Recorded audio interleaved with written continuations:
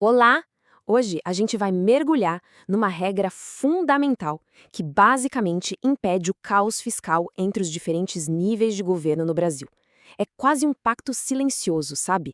Mas muito poderoso, que está lá, na nossa Constituição. Para começar, vamos pensar numa situação bem prática. Imagina o prédio da prefeitura da sua cidade.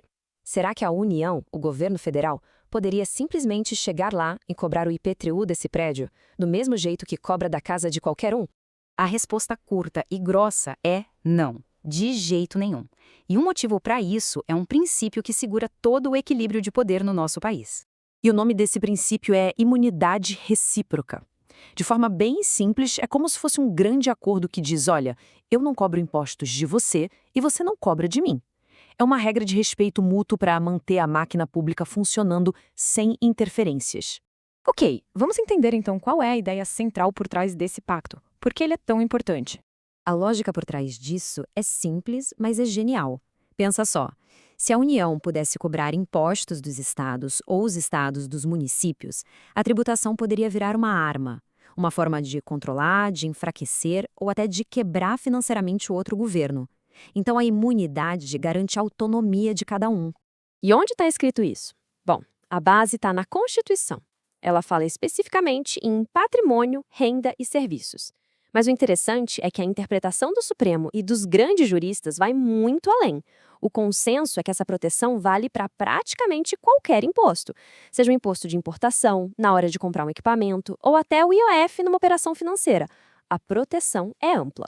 Certo, já sabemos que os governos, entre si, não podem se taxar. Mas será que essa proteção para por aí? A resposta é não. Vamos ver até onde esse efeito cascata vai. Primeiro, claro, temos os beneficiários óbvios, os pilares da nossa federação. A União, os estados, o Distrito Federal e todos os municípios do Brasil. E é aqui que a coisa começa a ficar mais complexa e interessante, porque essa imunidade, ela se espalha, ela alcança outras entidades que são, de certa forma, uma extensão do próprio estado. Então, olha só, autarquias como o INSS, fundações públicas e até mesmo os Correios também têm essa proteção. E algumas estatais que prestam serviços essenciais também. Mas atenção, aqui tem uma condição fundamental. A imunidade só vale para o patrimônio, a renda e os serviços que estão diretamente ligados à sua missão, à sua finalidade essencial.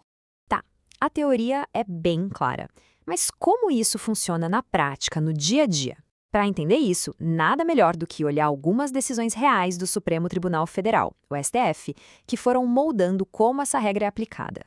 Essa tabela resume bem as coisas. Por exemplo, o STF já disse que a grana que o governo ganha com aplicações financeiras tem imunidade. Sim, um imóvel público, mesmo se for usado por uma empresa privada que presta um serviço público, continua imune. Mas olha o detalhe, uma empresa privada contratada para cuidar da iluminação pública não ganha essa imunidade. E um ponto crucial, essa regra toda vale para impostos, não se aplica a outras cobranças como contribuições ou taxas. E como quase toda regra no direito, a imunidade recíproca também tem seus limites. E essas exceções são super importantes para garantir justiça e equilíbrio, principalmente quando o governo resolve atuar fora da sua função mais tradicional. Basicamente, existem 3 situações bem claras em que essa proteção toda simplesmente desaparece. Vamos dar uma olhada em cada uma delas. A primeira exceção é toda sobre concorrência justa. Se uma entidade do governo resolve explorar uma atividade econômica, tipo um banco estatal que compete direto com os bancos privados, aí não dá para ter essa vantagem de não pagar imposto. Para garantir que o jogo seja justo, ela tem que ser tributada como qualquer outra empresa do setor.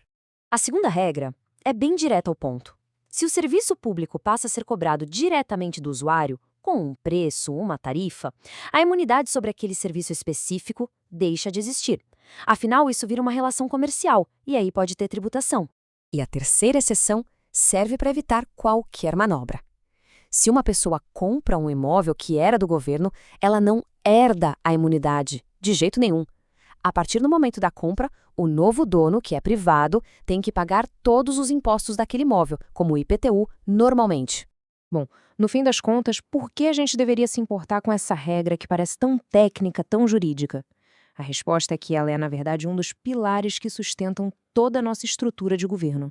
A imunidade recíproca não é só sobre não pagar imposto. Ela protege o nosso pacto federativo, garantindo que estados e municípios tenham autonomia de verdade. Ela assegura que o dinheiro que deveria ir para a saúde, educação, segurança não seja desviado para pagar imposto para outro ente do governo. É uma questão de estabilidade.